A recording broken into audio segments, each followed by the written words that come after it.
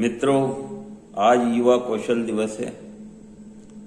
सभी को शुभकामनाएं, विशेषकर हम अभिभावकों को कि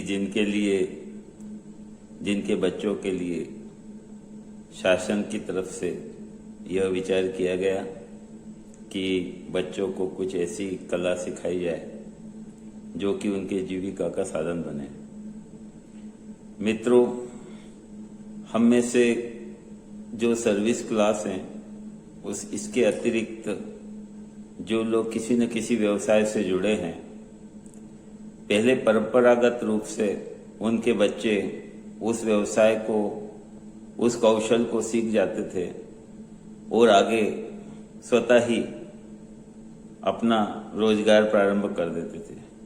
किंतु वर्तमान में अधिक शिक्षा का विस्तार होने से बच्चों की विचारधारा बदल गई। अधिकांश बच्चे अपना पुश्तैनी धंधा अपनाना नहीं चाहते। काम छोटे छोटे हैं लेकिन पूरा परिवार उससे पलता है। किसी घर में यदि वेल्डिंग का काम होता है और बच्चा पढ़ाई के बाद 1 घंटा आधा घंटा भी रोज उस कार्य में जुड़ा रहता है तो वो जो सीख लेता है वो कोई पाठशाला नहीं सिखा सकती। नाई का काम हो, हेयर कटिंग सैलून, मैंने ऐसे बच्चे को देखा जो अपने इस पुश्तैनी धंधे को छोड़कर 2-3 हजार के लिए किसी और दुकान पर नौकरी कर रहा है। यदि वो बच्चा लगन के साथ हेयर कटिंग का कौशल ही सीख गया होता तो आज वो एक अच्छी दुकान का स्वयं मालिक होता और उसके कई सहायक भी हो सकते थे जिन्हें वो रोजगार दे सकता था। बहुत से काम हैं जो कि हमारे परिवार में सतत चले आ रहे हैं। किसी की मिठाई की दुकान है, मिठाई बनाना, मिठाई बेचना भी एक कौशल है। किसी भी दुकान के ठिए पर बैठकर ग्राहक को समझना, ग्राहक की आवश्यकताओं को समझना और उनके अनुकूल उन्हें वस्तुएं प्रदान करना बड़ा कौशल है। लेकिन ये सब बातें जो हम अपने ही घर के काम धंधे में रत होकर अच्छी तरह सीख सकते हैं, वो किसी इंस्टीट्यूट में 2 साल 1 साल में नहीं सीख सकते। तो मित्रों, ऐसे बहुत से लोग हैं आज भी जिनके यहाँ अच्छे उद्योग धंधे चल रहे हैं किंतु उनके बच्चे उससे विमुख हैं। उन बच्चों को भी समझना चाहिए और माता पिता को भी।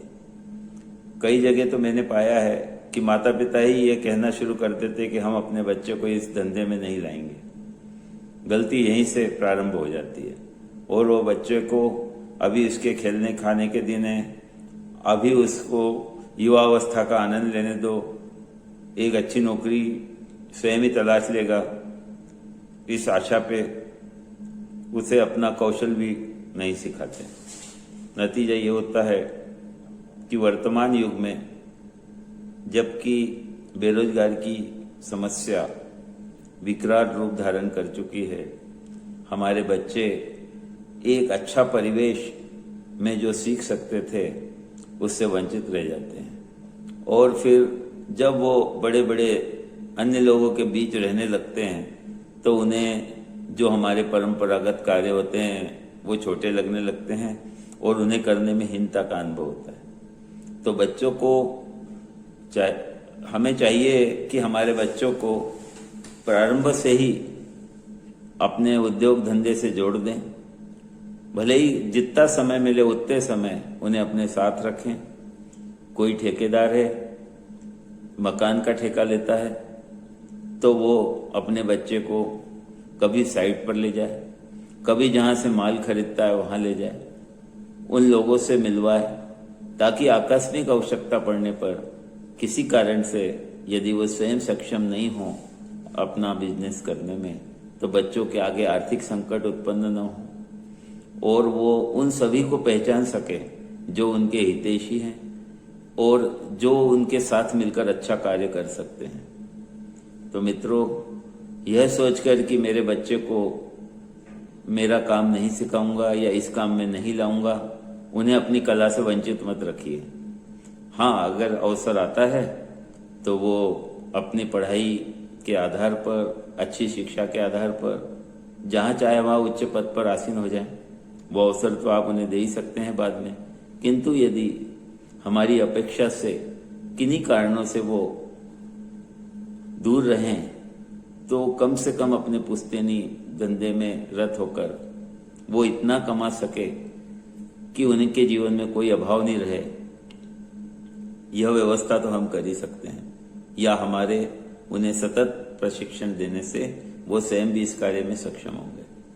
तो मित्रों, इस दिवस पर सभी को शुभकामनाएं और साथ ही ये निवेदन भी है कि अपने बच्चों को जो आपके भीतर है वो कला अवश्य सिखाइए, ताकि वो कभी भी मानसिक रूप से तकलीफ से न घिरे और अपनी जीविका सहज चला सके।